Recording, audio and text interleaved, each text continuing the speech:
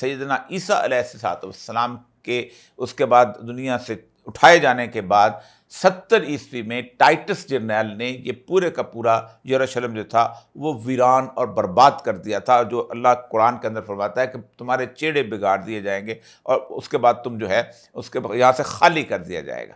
اب آپ اندازہ کریں کہ 70 کے اندر جب یہ ہو رہا تھا تو اس وقت قرآن نے ایک حکم دیا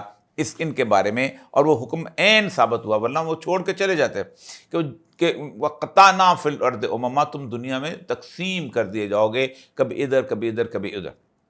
اور یہ پورے کی دنیا کے اندر پوری دنیا میں یہودی رہ گئے، اور وہاں بہت چند ایک یہودی جو تھے وہ وہاں پر موجود رہے، کچھ یہاں تک کہ کچھ مدینہ میں آ گئے، خیبر کے اندر آ گئے، بنو قریظہ، بنو قزا، بنو خزا، اور یہ اس لیے آ گئے تھے کہ ان کو وہ ایک کھجوروں کے اس دیس کے اندر سے ایک بشارت تھی کہ تمہارا مسیح جو ہے وہ یہاں پر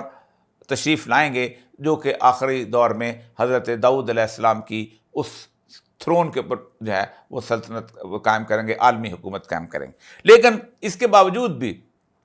یہ پوری دنیا میں پھیلے رہے، اور اس کے بعد آگے جو آج کے دور کا وقت ہے اس کے بارے میں اب آتے ہیں، کیونکہ یہ پرانی باتیں ہیں، ثابت ہو چکی ہیں۔ اللہ فرماتا ہے کہ پھر جب قیامت کا آخری ہوگا تو وہ فَإِذَا جَاءَ وَعْدُ الْآخِرَةِ جِئْنَا بِكُمْ لَفِيفًا، اور جب آخری وعدہ میرا آئے گا تو میں تمہیں پوری دنیا سے واپس اکٹھا کر لوں گا۔